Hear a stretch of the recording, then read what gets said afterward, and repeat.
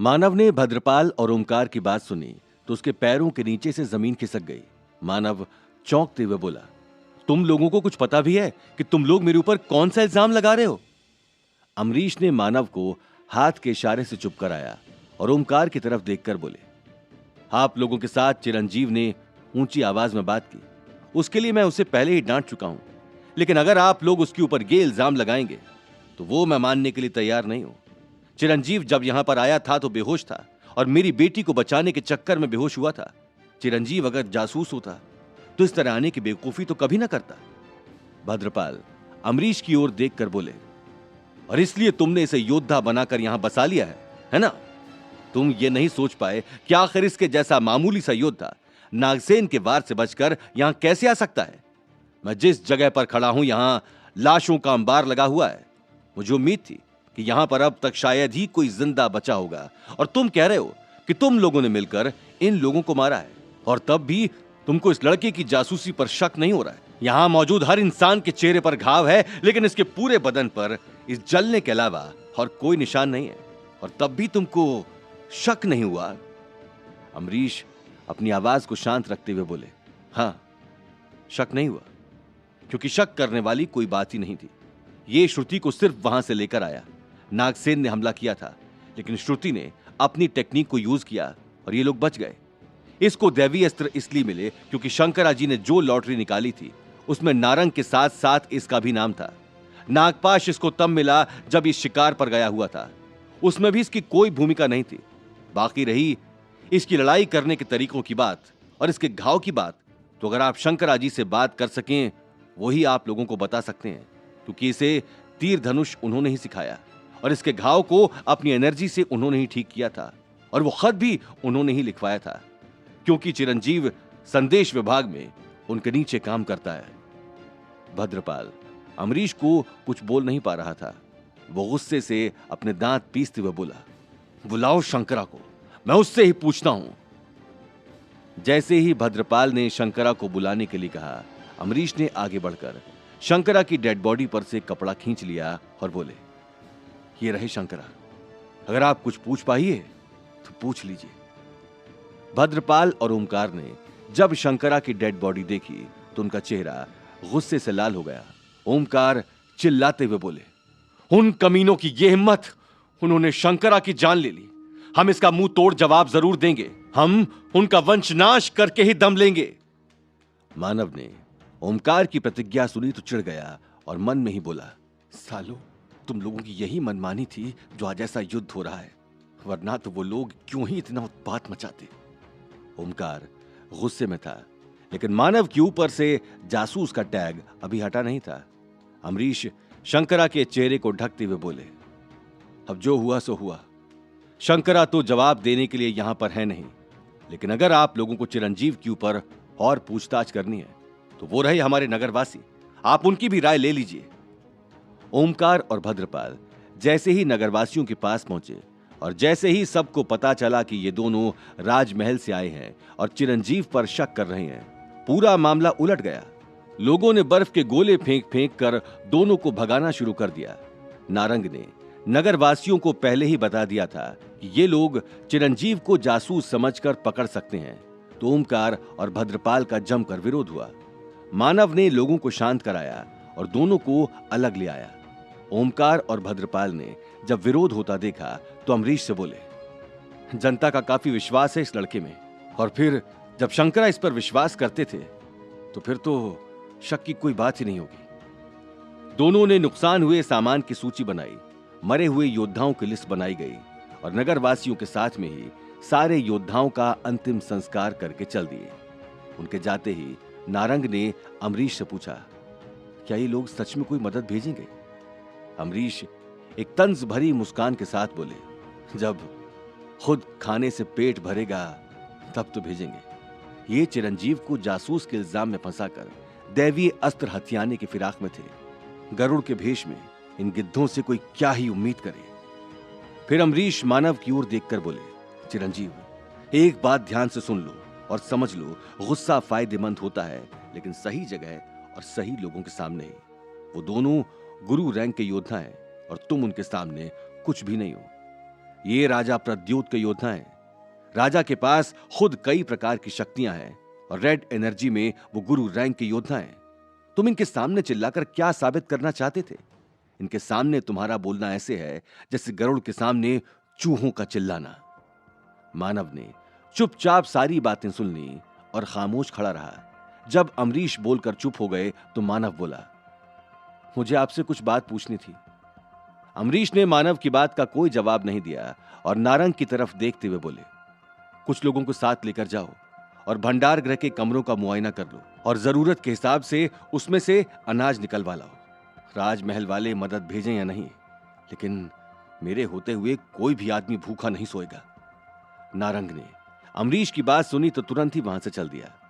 अमरीश ने नारंग को जाते देखा तो अपने दोनों हाथों को पीछे बांधकर जलती हुई लाशों की ओर चलते हुए बोले, हां मानवेंद्र, बताओ तुम क्या पूछना चाहते थे? मानव बोला, मैं ये जानना चाहता था कि अचानक ही मानव बोलते बोलते रुक गया। मानव ने अमरीश के चेहरे की ओर देखा, लेकिन उनके चेहरे पर कहीं कोई भी एक्सप्रेशन नहीं था।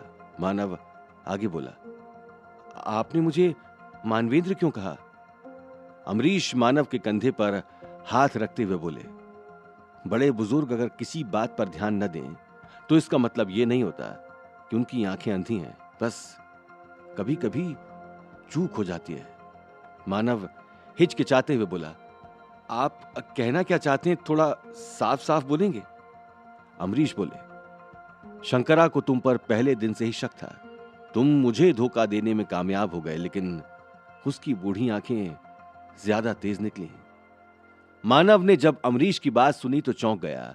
उसके दिमाग में शंकरा का शुरू से लेकर अंत तक का पूरा किया धरा याद आ गया कि कैसे अस्पताल में शंकरा उसे एक टक देख रहे थे, फिर कैसे उन्होंने देव से झगड़ा होने पर मानव से माफी मांगी, फिर कैसे उन्होंने सबसे प्रमुख विभाग संदेश विभाग में नौकरी दी।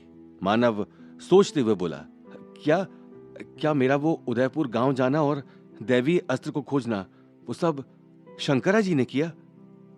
अमरीश बोले, शंकरा बहुत दूर की सोचता था। मैं राजा का वफादार हूं, लेकिन वो राज्य का वफादार था।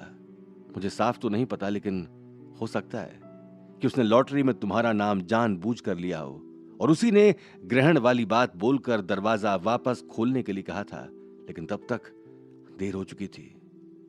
मानव की आंखों के सामने शंकरा का चेहरा एकदम से घूम गया। उसे बड़ी तेज इच्छा थी कि वो शंकरा को गले लगा सके, लेकिन मानव को सुकून था कि मानव ने योद्धा का बैज उनके हाथों से ही लिया था। अमरीश आगे बोले, तुम यहां कब आए? मानव बोला, जिस रात को श्रुति को बचाया उसी रात में। अमरीश आसमान की ओर देखते हुए बोले, अगर तुमने अपना राज पहले खोला होता तो शायद शंकरा को तुमको बचाने के लिए अपनी जान न गंवानी पड़ती। मानव ने अमरीश की बात सुनी तो बोला, मुझे यहां आते ही पता चला कि आप लोगों ने अपने लिए कोई नया राजा ढूंढ लिया है। अब ऐसे में मैं अपनी पहचान बताता तो सबके लिए दिक्कत हो सकती थी। अमरीश ने एक लंबी सांस ली और बोले, अब तो दिक्कत और बढ़ गई है।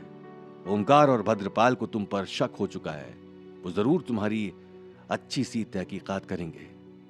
मानव बोला, तो क्या आप इस तहकीकात में उनकी मदद करने वाले हैं? अमरीश मानव के चेहरे को गौर से देखते हुए बोला, जब तक तुम राजा के खिलाफ नहीं हो तब तक मैं तुम्हारे साथ हूं, लेकिन अगर कभी भी तुम राजा के खिलाफ हुए तो मैं तुम्हारे विरोध वाली लाइन में तुमको सबसे आगे खड़ा मिलूंगा। मानव ने अमरीश के चेहरे को देखा तो वो अपनी बातों को लेकर स्पष्ट थे।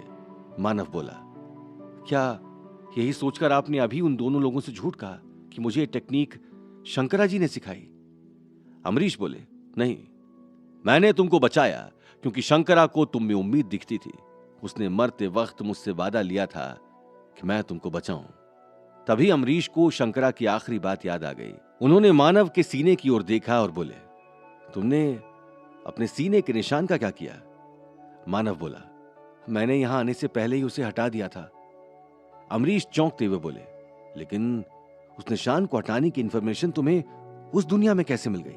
मानव ने अमरीश को विरोचन, स्प्लिट स्टोन और अपने आने की कहानी सुनाई तो मानव का संघर्ष सुनकर अमरीश ने उसकी पीठ पर शाबाशी दी और बोले, तुमने काफी हिम्मत दिखाई, लेकिन अफसोस है कि तुम लेट हो गए। लेकिन एक बात और है जो तुम शायद भूल गए हो या तुमने उस पर ध्यान नहीं दिया है। मानव चौंकते हुए बोला, किस बारे में बात कर रहे हैं आप? अमरीश बोले, यही कि ये निशान कभी भी पूरे तरीके से गायब नहीं होता है।